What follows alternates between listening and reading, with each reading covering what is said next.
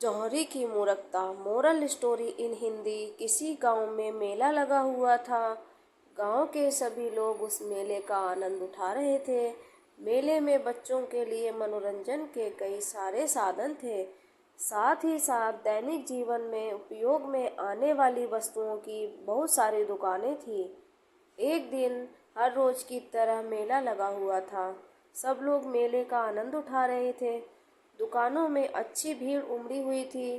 उन सब दुकानों में से एक दुकान महिलाओं के नकली गहने की भी थी। इस दुकान में काफी लोगों की भीड़ जमा हुई थी।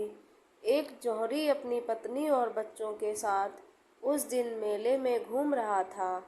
घूमते घूमते उसकी पत्नी की नज़र इस नकली गहनों की दुकान की ओर गई। जौहरी की पत्नी को अब नकली गहने खरीदने की इच्छा हुई और वो सब उस दुकान में गए। जौहरी की नज़र तभी उसी दुकान में एक हीरे की अंगूठी पर पड़ी।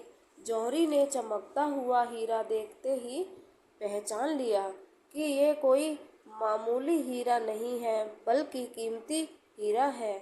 जौहरी ये भी समझ गया था कि इस बात से ये दुकानदार अनजान है कि ये हीरा असली है। उसने दुकानदार से इस अंगूठी की कीमत पूछी। दुकानदार ने कहा ये मात्र 100 रुपए की है। जौहरी बेहद लालची था। वो अब इस अंगूठी के मोल भाव करने लगा।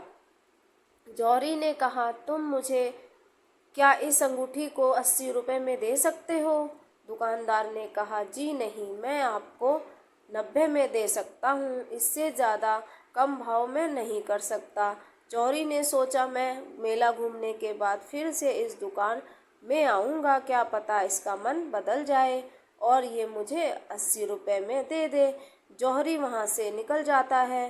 थोड़ी देर बाद जब जौहरी फिर से उसी दुकान में आता है तब वो देखता है कि यहाँ पर वो जो अंगूठी पहले थी अब नहीं रही। वो तुरंत दुकानदार से पूछने लगता है कि कहाँ गई वो अंगूठी। दुकानदार ने कहा, वो अंगूठी तो मैंने बेच दी। दुकानदार की बात सुनकर जौहरी हक्का बक्का रह जाता है। वो दुकानदार से पूछता है कि तुमने इस अंगूठी को कितने में बेचा?